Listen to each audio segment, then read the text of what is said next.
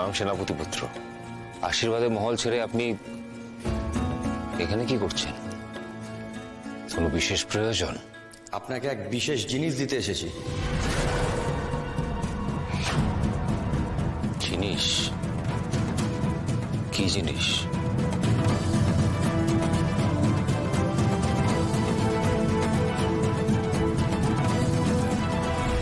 রাজা আদিত্য নারায়ণের লেখা বিশেষ গোপন পত্র।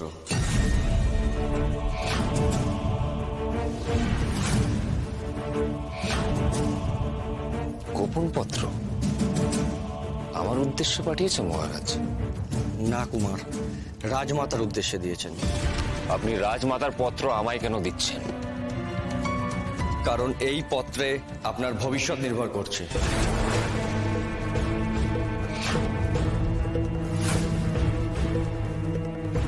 গোটা পলাশপুরের ভবিষ্যৎ নির্ভর করছে কুমার। রাজমাতা ব্যতীত একমাত্র আপনি এই পত্র পড়তে পারেন। শ্রেয় হয় আপনি আশীর্বাদ পর্বের আগেই যদি এই পত্র রাজমাতার হাতে পৌঁছে দেন।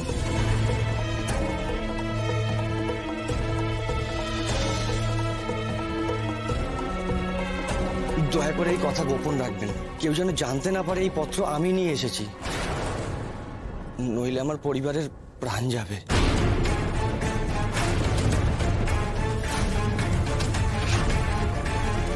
গোপন থাকবে। আমি চলি কুমার, অনুমতি দিন।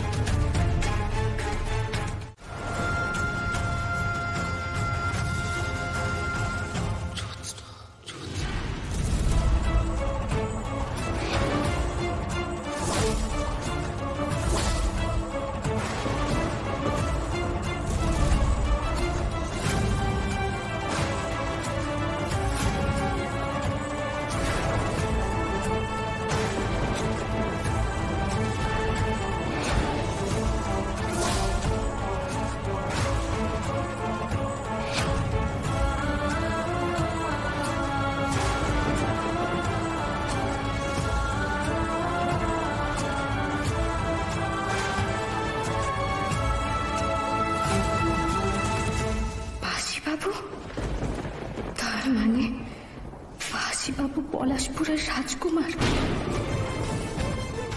এত বড় মিথ্যে! জ্যোৎস্না আমার কাছে এসেছে।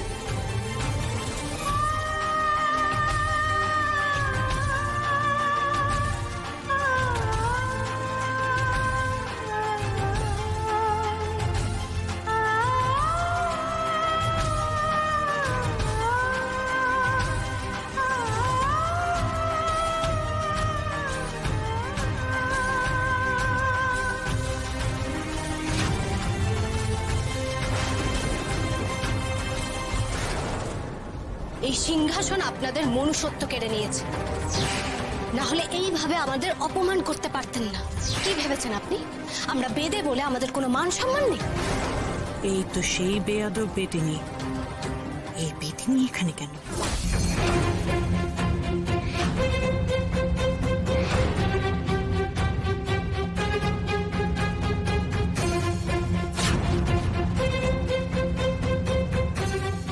ওই বেদেদের আমি খুব ভালো করেছি।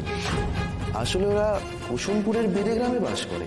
রক্ষীদের দেখা করার জন্য আমি যাদের অনুমতি দিয়েছিলাম তারা সম্ভবত এই রাজমহলে প্রবেশ করেছে। এখনই তাদের এখান থেকে বহিষ্কার করুন। তারা যেন এই রাজমহলের ত্রিসীমানায় কোনো দিন প্রবেশ করতে না পারে। শীঘ্র যান। বেদিনী জ্যোৎস্নাকে তো প্রাসাদ থেকে বহিষ্কার করার কথা ছিল। ওইখানে পৌঁছালো কি উপায়?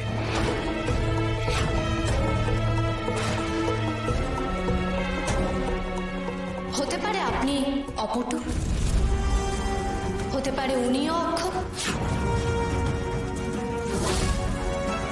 পলাশপুরে এই বেয়াদব বেদিনী প্রবেশ করেছে কেন? এটা তো এই রাজ্যে নিষিদ্ধ।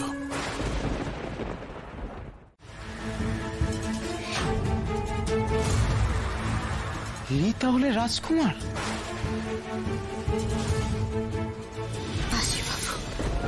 এত বড় মিথ্যে বলেছেন আমায় আপনি।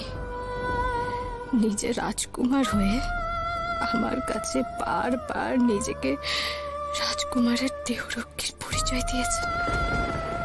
মিথ্যাচার করেছেন আমার সাথে। বন্ধু রাজকুমার, বন্ধু। নাম যখন দিয়ে দিয়েছেন তখন বাসিবাবু বলে না হয় ডাকবেন।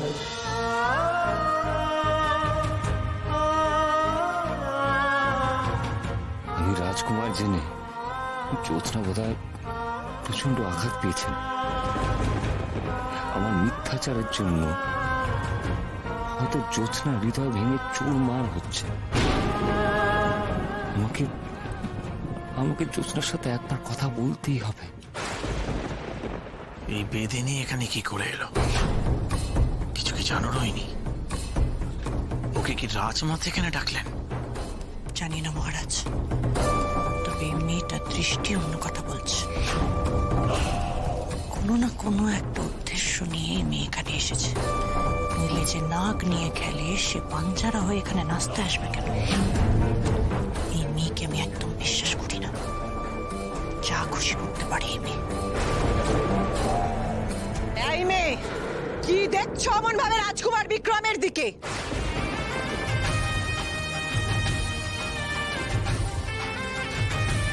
রাজকুমারকে প্রথমবার দেখছো না?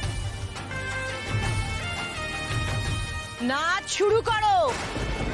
রাজকুমার বিক্রমের শুভ আশীর্বাদ অনুষ্ঠানে তোমার নাচ দিয়ে গান দিয়ে সকলের মনোরঞ্জন করো।